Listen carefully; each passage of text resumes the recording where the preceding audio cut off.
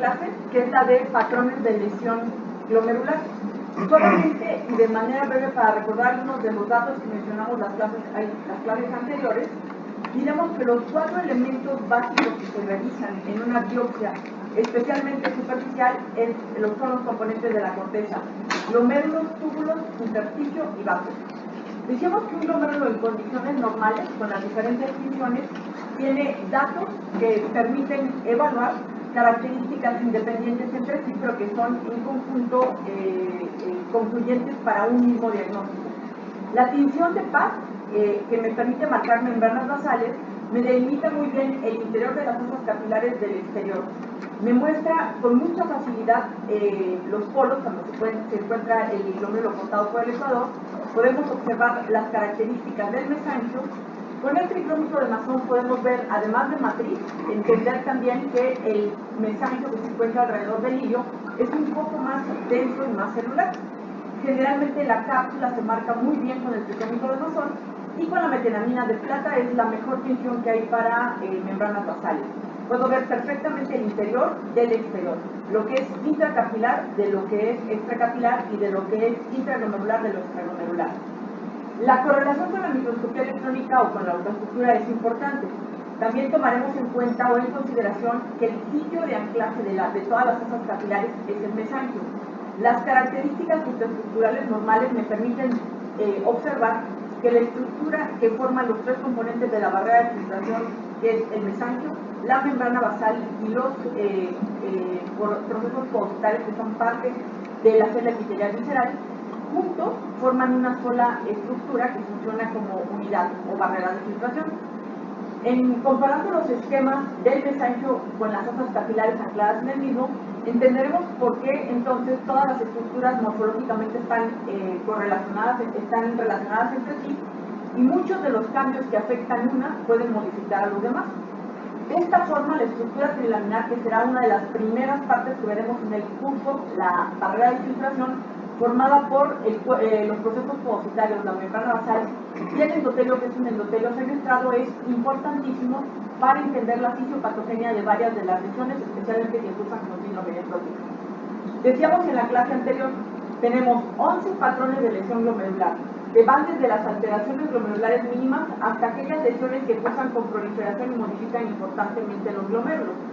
Los 11 patrones de lesión glomerular pueden correlacionar con cada uno de los patrones con diferentes síndromes clínicos desde la parte de vista nefrológica, y cada síndrome puede manifestarse con diferentes alteraciones morfológicas de los patrones. Sin embargo, la correlación perfecta para llegar a una etiología adecuada es también incluyendo los diferentes mecanismos inmunitarios. Dentro de las diferentes cosas que mencionamos en la clase anterior, algunas que son muy relevantes es la terminología con respecto a las lesiones que son focales, difusas o segmentarias y globales. Los primeros 2 términos tienen que ver con el número de glomérulos. De esta forma, cuando yo tengo una afección de más del 50% de los glomérulos, hablo de lesiones difusas. Cuando tengo lesiones que afectan a menos del 50% de los glomérulos, hablo de lesiones focales, para lo cual necesito el número total de glomérulos. Cuando hablo con respecto a un solo glomérulo, hablamos de lesiones que son globales, cuando se afecta todo el glomérulo, o lesiones que son segmentarias, cuando se afecta una parte del glomérulo. Otro término morfológico importante, y también desde el punto de vista histológico llega a tener mucha relevancia, especialmente en las lesiones crónicas muy cicatrizadas, es el patrón de obsolescencia. El patrón de obsolescencia, que es aquel en el que los glomérulos ya en un estadio crónico cicatricial muy avanzado empiezan a ser reabsorbidos e incorporados al intersticio. Otra lesión o término que mencionamos la clase anterior es la esclerosis. Cuando hablamos de lesiones túbulo-intersticiales con cronicidad, hablamos de fibrosis. Cuando la colágena en el glomérulo se encuentra incrementada, hablamos de esclerosis. Hay diferentes formas de esclerosis. De esclerosis que afecta a un segmento, esclerosis segmentaria, esclerosis global, o, por ejemplo, esclerosis nodular como en la diabetes o lesiones de Wilson. Término importante también de comprender porque da pie a un patrón morfológico específico, la necrosis fibrinoide. Cuando yo encuentro fibrina o restos de fibrina en el interior de las fosas capilares, puedo hablar de un trombo de fibrina. todas las masas intraluminales reciben el nombre genérico de trombo. Sin embargo, cuando una asa capilar se encuentra interrumpida, como podemos observar aquí, la extravasación de la fibrina y de otras proteínas propias del plasma con los elementos formes, con las células, hacia el espacio urinario, producen un efecto o un fenómeno que se llama necrosis fibrinoide. La fibrina en el espacio urinario es el principal quimiotáctico para la formación de las semilunas y para la inflamación de este componente del espacio urinario. Por lo tanto, es el antecesor de las semilunas y forma parte del patrón proliferativo extracapilar. La hiperlobulación o hipersegmentación. En general los glomérulos son lobulados, pero cuando este patrón se acentúa, generalmente se marcan muy bien los segmentos y les pueden dar un aspecto a los glomérulos cerebriformes. ¿Por qué es importante esto? Porque frecuentemente el patrón hiperlobulado se relaciona con el patrón membrano proliferativo. Sin embargo, no forman parte de la definición de un patrón membrano proliferativo y, para ser exactos, puede incluir todas las lesiones que cursan con hipercelularidad. De esta forma, la hipercelularidad mesangial y la proliferación endocapilar pueden darme una hiperlobulación de los tobillos. Mesangiólisis es la degradación o la disminución de la matriz mesangial, ya sea por isquemia, generalmente asociada a isquemia o a fenómenos de daño vascular crónico que ocasionan la reabsorción de la matriz, cursa generalmente con la dilatación de asas ectásicas. La mesangiólisis ocasiona que se pierda el anclaje de la asa capilar y con el incremento de la presión intracapilar, esta se dilata. Otro término que mencionamos la clase anterior, interposición celular, que tradicionalmente lo que se interpone entre dos membranas que están remodelando una lesión que inicialmente fue endocapilar es el mesangio. Sin embargo, sabemos actualmente que todo lo que queda interpuesto entre dos membranas es lo que estuvo en un momento en la luz. De esta forma tenemos que células inflamatorias, plaquetas, restos de fibrina, eritrocitos, células endoteliales y la propia célula mesangial pueden formar parte de la interposición y es uno de los criterios para definir el patrón membrano proliferativo. Todos son términos morfológicos que se presentan en las descripciones y que forman parte de los patrones que veremos a continuación. Hyalinosis. La hyalinosis es un ultrafiltrado del plasma. Se presenta generalmente asociado a los fenómenos de insudación cuando está incrementada la presión intracapilar. El hyalino, igual que otras lesiones insudativas, son fenómenos que ocasionan que se insuden proteínas y lípidos simultáneamente. Si yo tengo lípidos mezclados, ustedes recordarán que durante la técnica histológica se ocupan alcoholes y quiloles y por lo tanto mucho del material vaporado que se observa aquí son lípidos reabsorbidos y forman parte de la hyalinosis. Veremos dos campos en los que hay hyalinosis acompañada de una importante cantidad de lípidos y si pueden observar, a lo mejor de manera más intencionada, verán que hay otro fenómeno de insudación en la cápsula de Bowman, que es la gota subcapsular. Es otro fenómeno de insudación que junto con el casquete fibroso son las tres lesiones insudativas del glomérulo. Colapso de las asas capilares. Siempre les presento esta comparación. La mayor parte de los libros trae como sinónimo, y muchos patólogos usan como sinónimo de colapso, los fenómenos de retracción. Siempre les hago el ejemplo que la retracción es cuando el ovillo capilar se retrae hacia el ilio, generalmente asociado a hipoperfusión, con disminución del flujo de la arteriola aferente. Mientras que el fenómeno de colapso implica cambio de carga eléctrica de los endotelios y adherencia de las dos paredes de una misma asa. Alguna vez un residente del Centro Médico Occidente ponía como ejemplo que el colapso es como jalarle el aire a un globo previamente inflado. El globo termina colapsándose y se adhieren las paredes. Más o menos es el fenómeno que puede describir el colapso de manera adecuada. Mientras que la retracción, como veremos en esta panorámica, generalmente está relacionada con disminución del ovillo, sin que éste necesariamente tenga las asas cerradas o las luces cerradas, retracción con incremento del espacio urinario. Microaneurismas. Los microaneurismas están íntimamente relacionados con alteraciones del mesangio como la mesangiólisis y como la esclerosis mesangial, especialmente asociada a la glucosilación enzimática de la colágena. El aneurisma, que es una dilatación ectática, como podemos ver aquí de las asas, es el mejor sitio para que haya una disminución del flujo sanguíneo, de la velocidad del flujo sanguíneo, y se formen fenómenos trombóticos que pueden terminar dando lesiones nodulares. Este es un ejemplo de un aneurisma. Noten con el señalador el tamaño del asa capilar, comparada con asas que son de tamaño relativamente normal. Esta saculación o aneurisma generalmente puede tener trombosis o esclerosis, y el resto del aneurisma está lleno de eritrocitos o de células inflamatorias, especialmente cuando hay una disfunción endotelial importante. Asa de alambre. Yo les comentaba en algunas ocasiones que cuando se describieron originalmente las glomerulopatías membranosas, se decía que el asa capilar parecía rígida como hecha de alambre. De ahí viene la confusión de mezclar el término de una membranosa con un asa de alambre. Un asa de alambre, por definición, es el depósito de complejos inmunes subendoteliales. Por definición, no puede formar parte de la glomerulopatía membranosa. ¿Por qué? Porque la glomerulopatía membranosa, por definición, es una enfermedad por complejos inmunes de depósito o de formación subepitelial.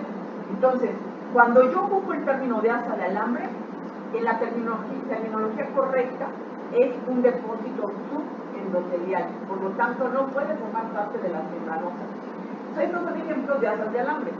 Está chiquita la microscopía electrónica, pero alcancen a ver depósitos electrón densos, pequeñitos, subendoteliales, que se van haciendo confluentes hasta formar esta gran estructura que conocemos como asa de alambre, que en la microscopía de luz se ve como una estructura que endurece, pero el interior de la luz del capilar, y que como es la confluencia de muchos complejos inmunes pequeños, siempre les pongo el ejemplo de los niños haciendo cosas en el kinder, si juegan un punto con otro, tienen estructuras pseudolineales o acintadas. Eso precisamente es una asa de alambre.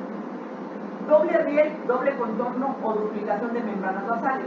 Es un fenómeno que generalmente está desencadenado por el edema o disfunción endotelial en cualquier entidad en la que ustedes busquen. Sin embargo, esta formación de dobles contornos por duplicación de membranas basales es uno de los tantos criterios que permite favorecer el diagnóstico de uno de los patrones morfológicos más comunes dentro de las glomerulopatías, que es el patrón membranoproliferativo. De esta forma, la duplicación de membranas basales puede ser muy simple, en la que hay solamente dos contornos con muy poca interposición, o muy compleja, en la que vean la membrana original y la nueva membrana hacia el interior. El filtrar a través de toda esa nueva barrera de filtración que incluye tantas células ocasiona, uno, que se alteren mucho los elementos que se filtran, y dos, que la filtración adecuada pues, sea bastante difícil. De esta forma puedo tener dobles contornos mucho más sencillos que el que acabamos de presentar, con duplicación sin tanta interposición como pasa en los trasplantados. Hipercelularidad mesangial. A partir del ISN-RPS 2018, la hipercelularidad mesangial, hasta antes de este año, se decía que era la presencia ya de 3 núcleos para arriba por segmento de mesangios. Actualmente se requiere que haya cuando menos 4 para decir que hay hipercelularidad. Proliferación o hipercelularidad endocapilar. Es la saturación de las luces capilares por los componentes que circulan, que son las células inflamatorias, por las células endoteliales, que son las propias del vaso, o por los elementos que pueden dividirse, como es el mesangio, y entonces hablamos de un cambio proliferativo. El término correcto, a partir del lupus 2018, es hipercelularidad endocapilar.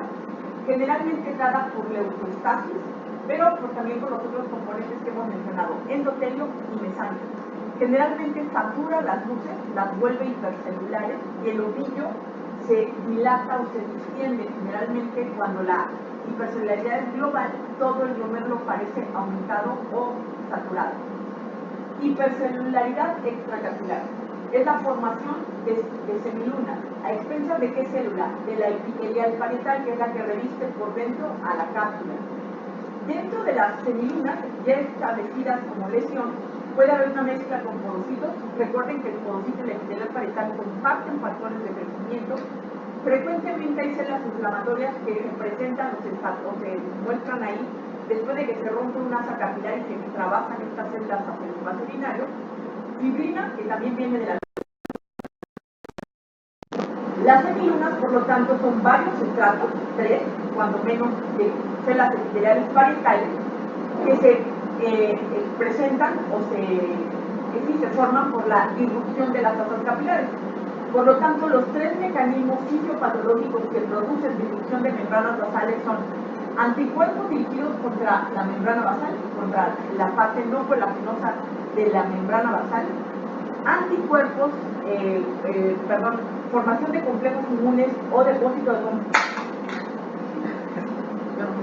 formación de complejos inmunes ya sea in situ o circulantes que alteren la pared y ocasionen por ensamblaje de complejo de ataque, inflamación y ruptura de la asa capilar, o en su defecto por la presencia de anticuerpos al citoplasma de neutrófilos o lesiones de tipo pausinmune, que en general también ensamblan complejo de ataque de membrana y rompen las asas capilares. Sin embargo, hay otros fenómenos que pueden causar semilunas. Por ejemplo, que incremente mucho la presión intracapilar, como en la hipertensión de difícil control, o en el daño microangiopático que ocluye las luces y que por isquemia de salud se rompe la pared. Por lo tanto, puede haber semilunas ocasionales en pacientes que tienen microangiopatía trombótica o fenómenos microangiopáticos y en pacientes que tienen hipertensión de difícil control. Los 3 fenómenos que causan de manera tradicional las semilunas son, sin embargo, antimembrana, complejos y pausinmunes. Las semilunas pueden ser nucleadas o celulares, cuando el 75% del componente son células todavía activas. Pueden ser fibrocelulares cuando la mitad del componente ya es colágena, o semilunas fibrosas cuando se encuentran en cicatrización plena, cuando el 75% es un componente fibroso. Sinequias o adherencias. Una sinequia es una adherencia entre el ovillo y la cápsula.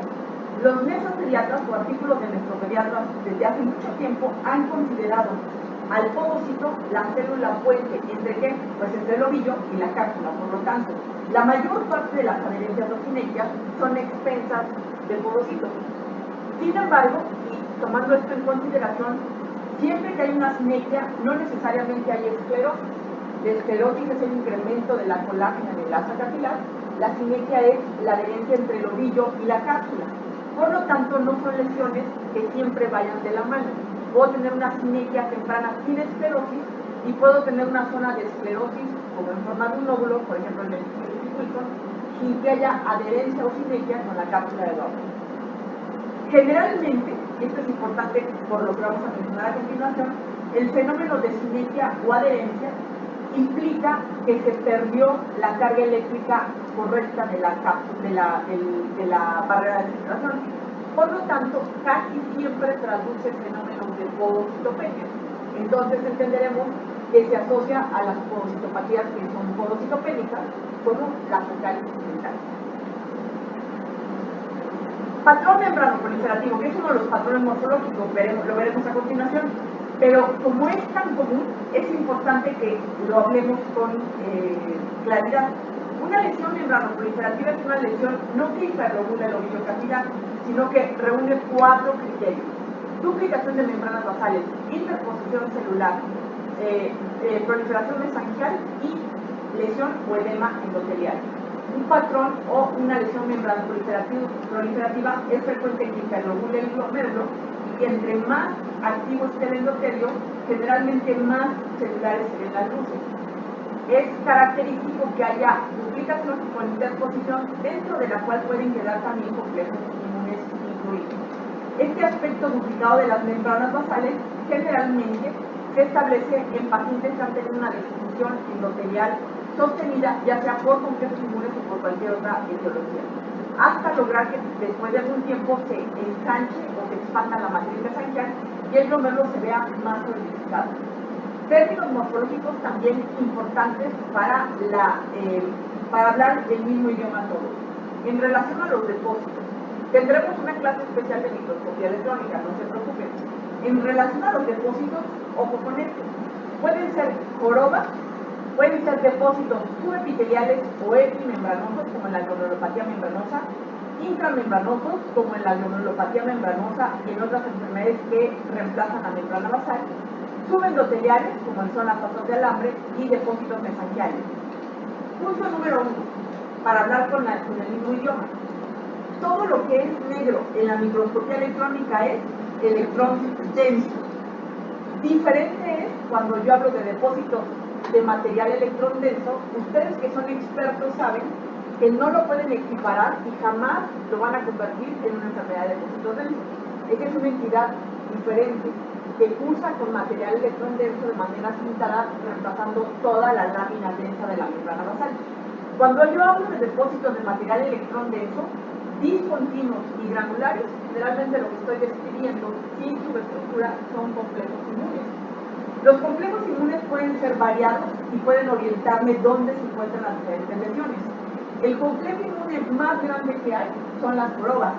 Son estructuras de gran tamaño, son depósitos de gran tamaño, que si ven el esquema, prácticamente están externos ya a la membrana basal y quedan englobados por el proceso podocitario, por las patitas de los podocitos. ¿Por qué es importante esto? Porque a veces se separan, ya lo veremos en una clase que tenemos de electrónica, se separan completamente de la membrana basal y pueden ser tan grandes que solo en las panorámicas los vemos. Microscopías electrónicas que nos vamos rápidamente a gran aumento, generalmente podemos no estarlos observando. Podemos pasar encima del complejo inmune y no observarlo o no delimitarlo como un complejo inmune y pensar que se trata de una artritis. Las jorobas generalmente pueden combinarse con otro tipo de complejos, pero en el caso de las postinfecciosas son todos epimembranosos. Complejos inmunes subepiteliales o epimembranosos son los característicos de la granulopatía membranosa. Son todos estos complejos que más que externos en la membrana basal se encuentran por debajo del podocito pero incluidos en la membrana basal. O en su defecto, como podemos observar aquí, ya metidos en el espesor de la membrana basal. Me preguntaban en la mañana, ¿cómo es que estos complejos se mueven? Complejos no se mueven. Realmente lo que sucede es que la membrana basal al remodelar los incluye. Y los sigue incluyendo de tal manera que incluso salen unas proyecciones de la membrana basal que conocemos como espículas en el caso de la granulopatía membranosa. Depósitos subendoteliales. Los depósitos subendoteliales generalmente por la formación de los mismos son de carga eléctrica negativa, son generalmente pequeños y muchas veces, la mayoría de las veces se forman en la circulación. Son muy pequeñitos, continuos, son los que me dan el cambio proliferativo endocapilar, pero al ser pequeñitos, continuos, pero ser muchos, pueden confluir y formar una gran estructura que en la microscopía de luz la llamo o la describo como asa de alambre. Depósitos mesangiales es la presencia de material electrón denso sin subestructura, granulares, discontinuos, que se incluyen exclusivamente en la matriz del mesanquio. Bueno, pueden estar combinados con otros, pero se acompañan generalmente, porque ocasionan una respuesta inflamatoria, de hipercelularidad mesangial. Estos son los términos con los que se van a enfrentar más comúnmente en los reportes de patología. De esta forma, los primeros patrones de lesión glomerular que describiremos son aquellos que hacen un patrón de alteraciones glomerulares mínimas. Decíamos en la clase anterior, si yo tengo una lesión glomerular, la primera posibilidad es que el glomérulo sea hipercelular, y si es hipercelular, ¿cuál es el componente que está dando la hipercelularidad? El mesanquio. Por lo tanto, tengo algunas enfermedades más comunes que dan proliferación mesangial exclusivamente. Nefropatía por IgA, lupus clase 2, postinfecciosas o asociadas a infecciones, etc. Proliferación o hipercelularidad endocapilar, la que se encuentra en la luz. Ahora que ya sabemos los términos morfológicos, sabemos que esta puede ser difusa cuando afecta más del 50% de los glomérulos, o puede ser focal cuando afecta a menos del 50% de los glomérulos. De esta forma, la proliferación endocapilar difusa o focal, generalmente, aunque tiene una traducción en etiologías muy parecidas, importa mucho porque un cuadro puede dar unas manifestaciones nefrológicas generalmente más tenues que el otro que es más difuso, o que es difuso. La proliferación extracapilar es la formación de semilunas, y los tres grandes grupos de etiologías antimembrana, por complejos y pausinmunes pueden separarse inicialmente por su fluorescencia. Antimembrana me da una fluorescencia lineal en la membrana basal, pausinmune muy pocos complejos inmunes o negativa, y por complejos inmunes pues depende de la enfermedad puede ocasionar la presencia de complejos de diferentes tipos. ¿Qué pasa cuando los glomérulos no son hipercelulares, son normocelulares? Pero tengo dos posibilidades, que sean normocelulares, pero que el glomérulo no sea totalmente normal, porque tengo una alteración de la asa capilar, ya sea que ésta se encuentre esclerosada o colapsada, como pasa en las policitopatías. Que las zonas capilares se encuentren engrosadas, ya sea como en las membranosas, o se encuentren ocluidas, como sucede en las microangiopatía trombótica, o en las enfermedades que acumulan proteínas anómalas. Pero ¿qué pasa cuando los glomérulos son totalmente normocelulares y las asas capilares también son normales? Tenemos un patrón de alteraciones glomerulares mínimas. El patrón de alteraciones glomerulares mínimas implica glomérulos morfológicamente a través de la microscopía de luz normales. Una posibilidad es que realmente lo sean, ya sea que la alteración que llevó a la biopsia renal no se encuentre en los glomérulos, se encuentre en el tubulo intersticio, como por ejemplo la nefropatía por cilindro, o en su defecto, que las alteraciones en la microscopía de luz sean tan sutiles o no sean visibles con las funciones de rutina, que requieran de otras técnicas para evidenciarlas. ¿Qué enfermedades me dan un patrón de alteraciones glomerulares mínimas? Siempre hago hincapié que en los libros el patrón de alteraciones glomerulares mínimas viene como patrón de cambios mínimos. ¿Por qué hacemos hincapié en tratar de tener cuidado con esta terminología? Lo he hecho así como prueba siempre. Siempre que a un reporte se le pone patrón de cambios mínimos, el nefrólogo lo considera como que el diagnóstico es una enfermedad de cambios mínimos. ¿Por qué? Porque es fácilmente confundir la terminología de un patrón nefrológico con una enfermedad muy específica como es la enfermedad de cambios mínimos. Por lo tanto, hemos preferido al patrón llamarlo alteraciones glomerulares mínimas. ¿Qué incluye el patrón de alteraciones glomerulares mínimas? Las pogocitopatías. ¿Cuál? Pues la enfermedad de cambios mínimos. Sin embargo, y si recordamos lo que hemos mencionado en otras clases, las lesiones que se conocen como pogocitopatías de tipo esclerosis focal y segmentaria, el primer cambio es en la ultraestructura, la obliteración de procesos pogocitarios. Solo lo veo por microscopía electrónica. El segundo cambio es la pogocitopenia, la muerte de algunos pogocitos. ¿Cómo se ve? Solo por microscopía electrónica. Y el tercer cambio es el que se establece en la microscopía de luz, la esclerosis segmentaria o las lesiones segmentarias. ¿Qué pasa si ustedes toman a un paciente en estadios iniciales? No se ha establecido el patrón morfológico en la microscopía de luz. Por lo tanto, los glomérulos pueden parecer normales. 2. ¿Qué pasa si la lesión es temprana y en su muestreo ustedes no traen glomérulos yuxtamedulares? ¿Por qué hacemos hincapié? Porque los primeros glomérulos que se dañan son los profundos. Por lo tanto, en lesiones tempranas, Álvaro, no te da más. Tengo ojos a las pestañas. No veo. O sea, paréntesis, soy extraordinariamente miope. Y después de la segunda fila no veo, pero distingo muy bien el patrón. Y en el momento que ustedes hacen esto, cambio el patrón. Por eso es que me doy cuenta que estás durmiendo. Y como además los ubico como se sientan, como llegan, con qué se sientan, exactamente cada quien. Por ejemplo, el que se está echando ahí atrás, el Miguel, ¿verdad? Ahí está. Muy bien. ¿Por qué que llegaste tarde? Bueno, ya independientemente de eso, puede ser que por cuestión de muestreo las focales y segmentarias no se noten en la microscopía de luz.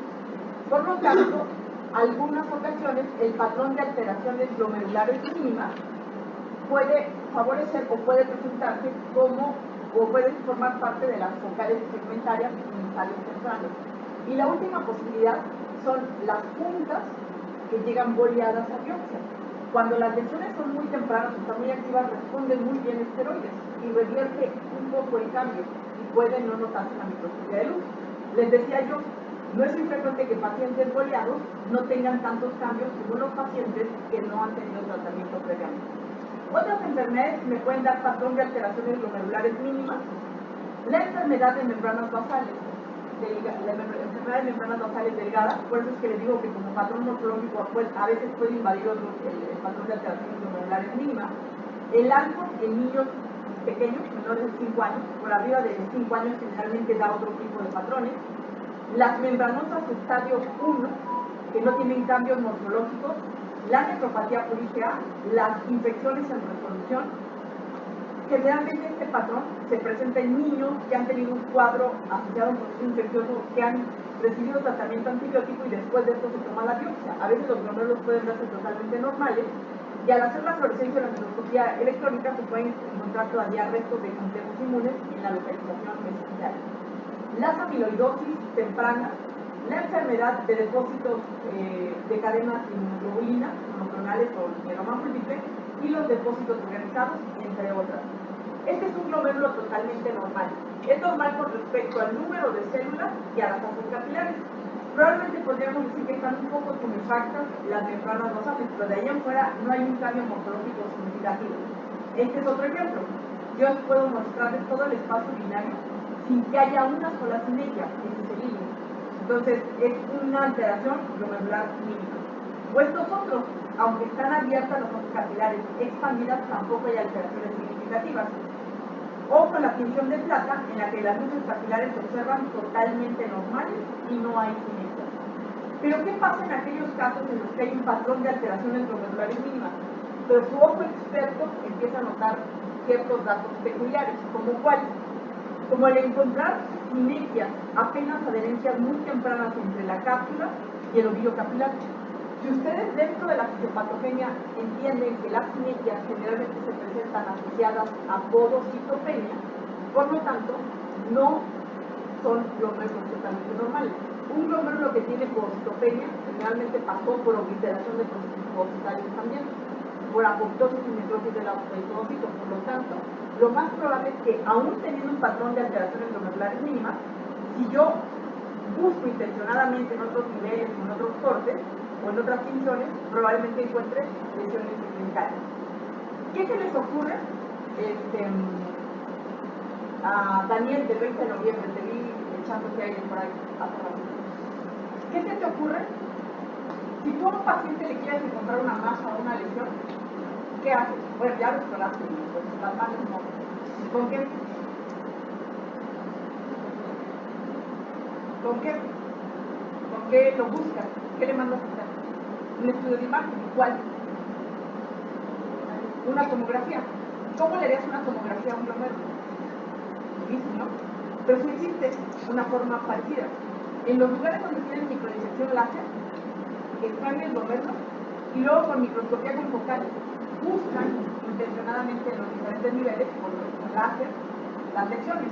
Nosotros no tenemos, pero hematocilina a veces, ¿no? ¿Qué hacemos entonces?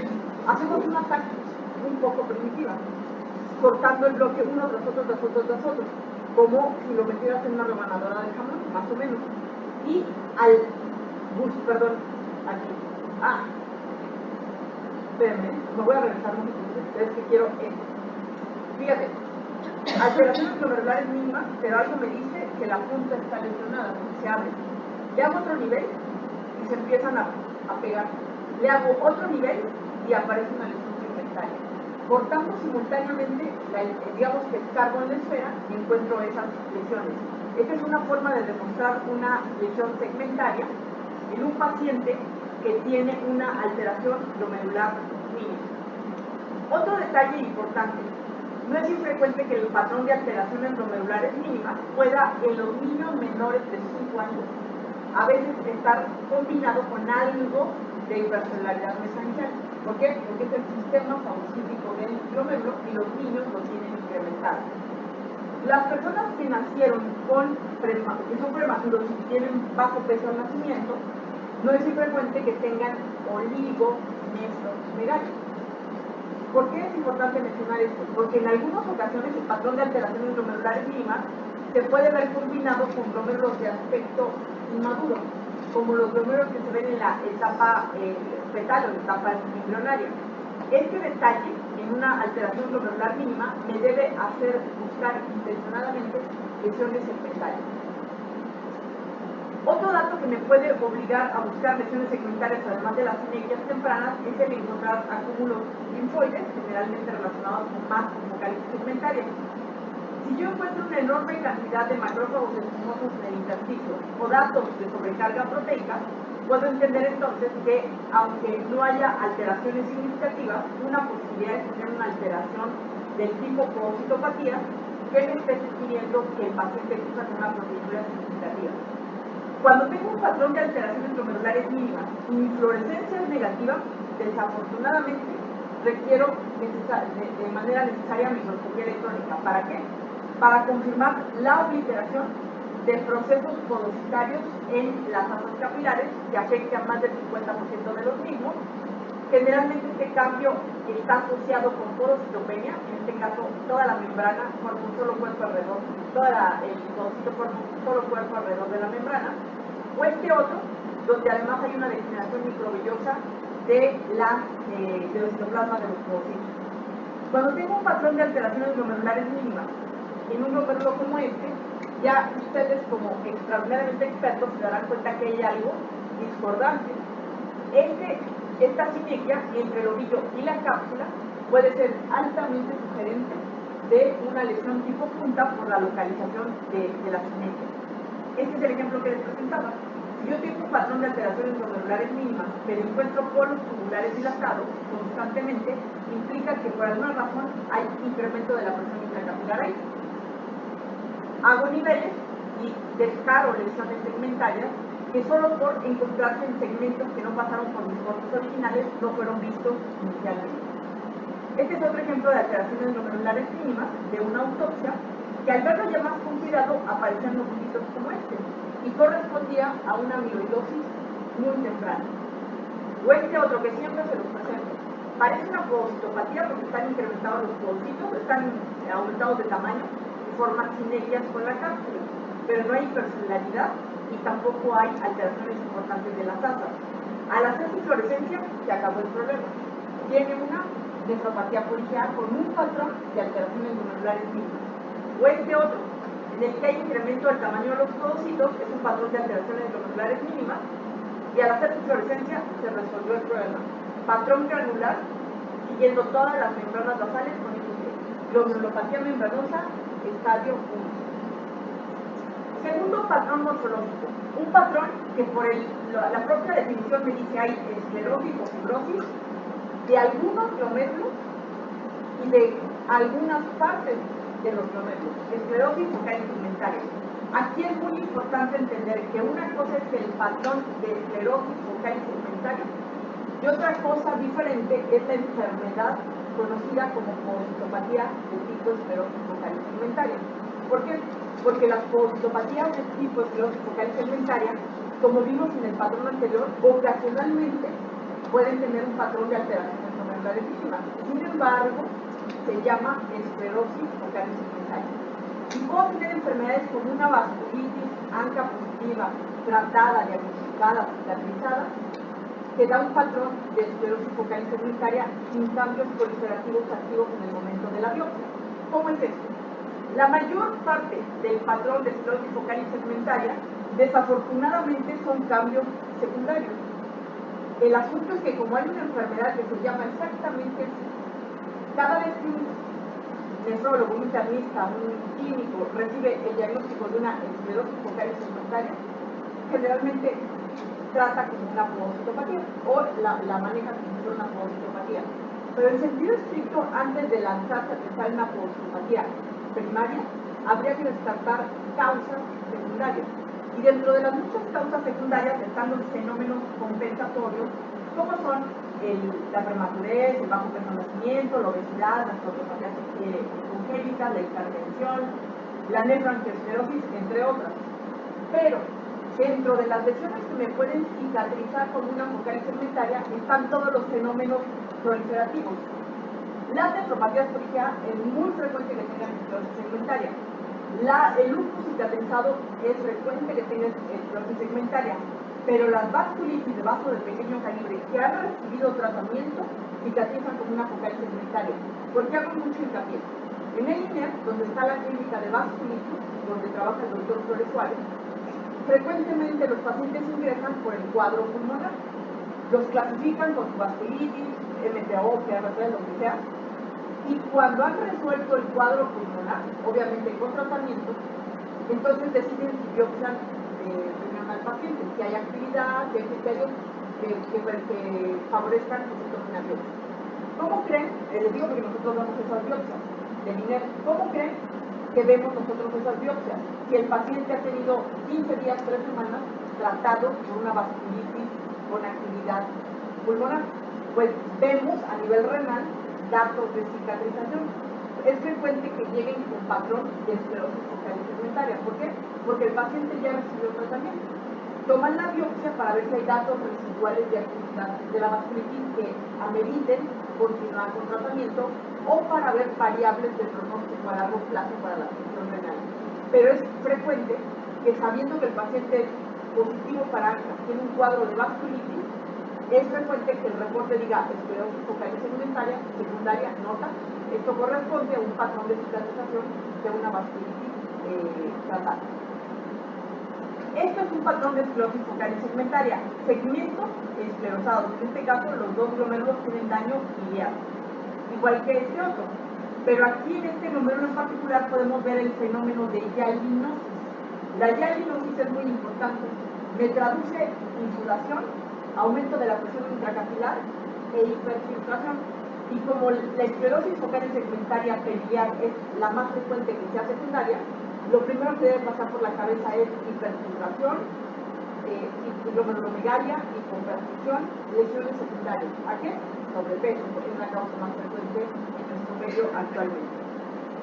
Otro ejemplo de esclerosis focal segmentaria en un patrón icono. ¿Por qué? Porque prácticamente el 50% del glomérulo se encuentra esclerosado. Este también acompañado de algunos segmentos de hialinosis, como se puede ver aquí.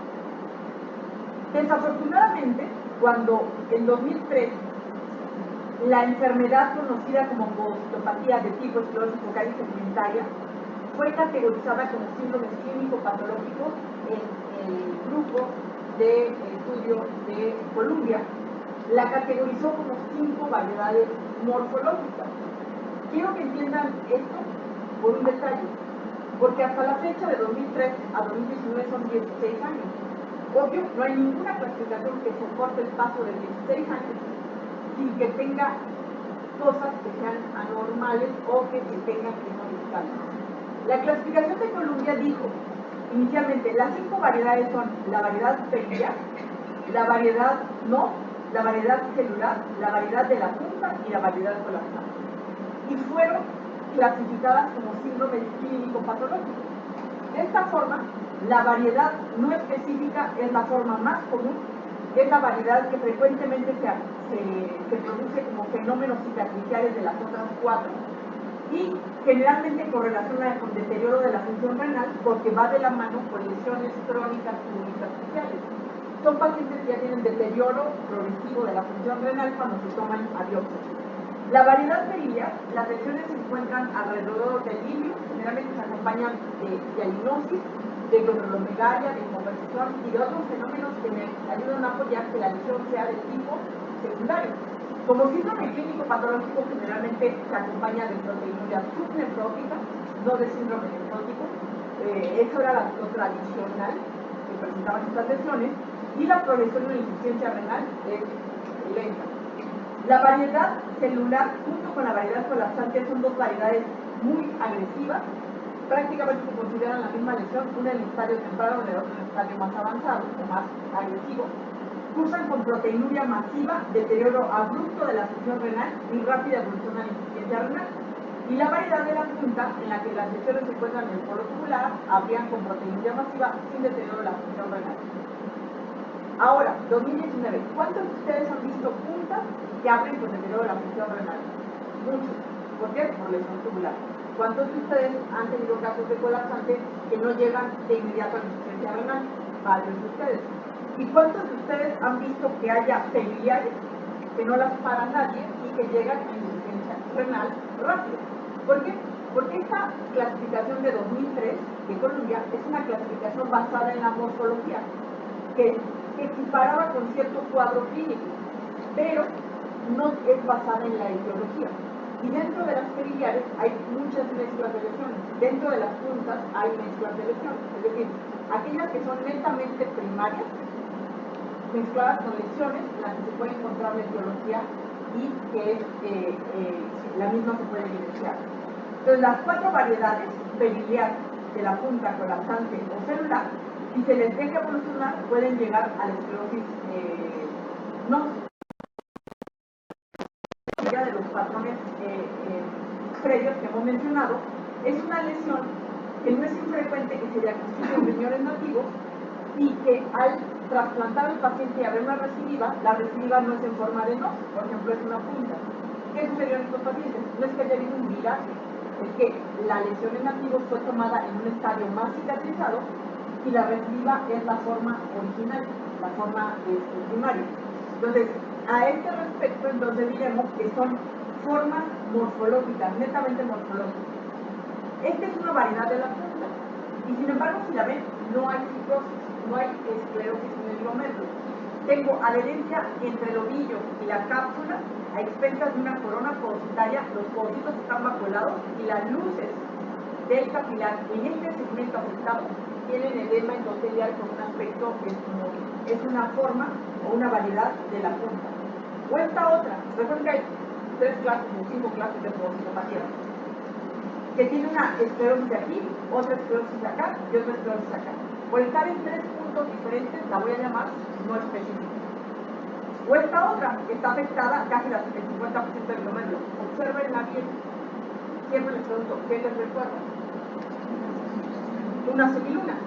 Ahorita es una lesión esclerosante segmentaria, pero no sería raro que fuera la forma en la que cicatrizó una semiluna y estemos en el contexto de una vasculitis cicatrizada. O este otro ejemplo de una variedad no, donde está afectado el ilio, pero se extiende también a la zona periférica. Una variedad periliar es tan grande el glomérulo que no cabe en el campo y se acompaña de hialinosis. La sospecha aquí es un fenómeno de compensación asociado a obesidad, por ejemplo. O esta otra diferente, donde el glomérulo está hipoperfundido, pero tiene lesiones segmentarias en el ilio con hialinosis. Aquí necesito que los 10 dormidos que están se despierten y abran los ojos. Esta es una variedad de las pogocitopatías focales segmentarias. Está Stephanie del... es lo que según yo hasta la segunda fila. Stephanie, ¿cuál es el componente glomerular dañado? ¿Qué patrón morfológico está dañado? Si estamos en las focales segmentarias, me queda muy claro. ¿Ves las luces abiertas? Tiene un patrón endocapilar. Las luces están cerradas. Pero como dijo Stephanie, estamos en el patrón, en la clase de la parte de focal segmentaria, la focal segmentaria. Esta es la variedad celular. Es una variedad muy peculiar. ¿Por qué? Porque las luces se encuentran saturadas, edematosas, llenas de células. Son células endoteliales. Sin embargo, hay una obliteración difusa de procesos pogocitarios y se forman sinergias o zonas de esclerosis. ¿Por qué creen que no se diagnostica prácticamente la variedad celular? Uno, porque generalmente va insertada en las colapsantes. Si yo encuentro colapso, automáticamente se acabó la ecuación y es una colapsante. Y dos, ¿dónde creen que los patólogos las dicen? Equivocadamente. En las proliferativas endocapilares. Entonces, sé que llevamos menos de una hora, pero casi una hora aquí, que hay poco oxígeno, pero pongan atención, es muy importante. El patrón morfológico de esta lesión es una endocapilar. El diagnóstico es una pogocitopatía de tipo esclerosis focal segmentaria, variedad celular. Son enfermedades que cursan con disminución endotelial, por eso la proliferación o este aspecto endocapilar celular. Es importante que recuerden esto, porque a lo mejor el patólogo, o yo, el clínico, no se da cuenta que es una pogocitopatía. Y la veo con este aspecto y digo, parece una endocapilar. Actualmente las endocapilares se miden igual que las membranas proliferativas. Tómenmelo así, luego lo explicaremos por qué. ¿Recuerdan cómo se dividen las membranas proliferativas rápidamente? Sí, 3 tipos, fosfluorescencia por completo, por C3 o complemento, y las que no depositan nada. Y las que no depositan nada, ¿qué son? Daño microangiopático. Si este ejemplo yo no metiera fluorescencia, ¿dónde va a caer? en negativa, va a caer en daño microencefálico. Si yo tengo un buen patrón morfológico y una buena clasificación, caigo prácticamente en el mismo campo. ¿Por qué? Porque las variantes celulares, las colapsantes, se caracterizan por un daño endotelial importante. Entonces, en sentido estricto, etiológicamente estoy cayendo en la misma categoría. Esta es una variante celular y con plata podemos ver este aspecto espumoso de las luces. Difícil llegar al diagnóstico de una focal segmentaria teniendo un cambio proliferativo capilar. La variante colapsante, probablemente una de las más temibles que hay. ¿Por qué es importante que hagamos hincapié en la variante colapsante? ¿Cuál es el espacio ocupado del glomérulo en la variante colapsante? Jesús. ¿Dónde está la proliferación? ¿Por fuera de dónde? Del capilar, por lo tanto, ¿en dónde? En el espacio urinario. Por eso es que su diagnóstico diferencial es frecuentemente que se quede confundido con proliferación de la capilar o con luces. La variante colapsante se caracteriza porque las luces pierden la carga eléctrica, los endotelios se adhieren, por lo tanto hay daño endotelial, con daño importante de las cargas eléctricas, y generalmente se acompañan de una corona podocitaria caracterizada porque el podocito crece, pero también se divide. Es una célula donde el podocito sale de su estadio G0 y entra en estadio de división celular. Por lo tanto, altera todos sus marcadores superficiales y su genotipo, porque adquieren marcadores de vida embrionaria donde el podocito también es capaz de dividir. Todas estas lesiones idealmente deben corroborarse a través de la microscopía electrónica. Si es una lesión secundaria, es frecuente que tenga obliteración parcial del proceso podocitario. Si es una lesión primaria, es frecuente que tenga obliteración difusa. Sin embargo, tampoco son reglas, y con esto vamos a acabar la clase, siempre y cuando se declaró esto. Es frecuente que cuando uno reporta podocitopatía de tipo esclerosis focal segmentaria, paridad de la punta, le buscan, el paciente no responde bien al tratamiento y es frecuente que digan, ¿le podemos hacer electrónica para estar seguro? Yo se la puedo hacer, pero la electrónica puede literalmente discernir entre una lesión y la otra, entre una primaria y una secundaria. No. Si yo encuentro en esa podocitopatía que parece una punta, un alfa, bueno, se acabó la ecuación.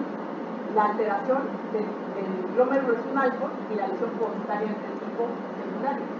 Si yo encuentro, por ejemplo, complejos inmunes que no vi en la fluorescencia y es una membranosa, bueno, se acabó la ecuación, no es una podocitopatía primaria, es una membranosa que extrañamente no se vio ni en la fluorescencia, ok, ni en la luz. Pero ¿qué pasa si yo no encuentro ninguna de estas características y encuentro obliteración difusa de procesos podocitarios? Bueno, tenderé a decir, hay obliteración difusa de procesos podocitarios, es posible para el nefrólogo interpretándolo que sea una lesión primaria más que una secundaria.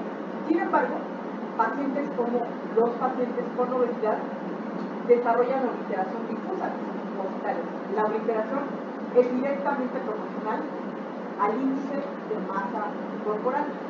Por lo tanto, ellos tienen obliteración difusa, y sin embargo no es una podocitopatía primaria, es una lesión secundaria.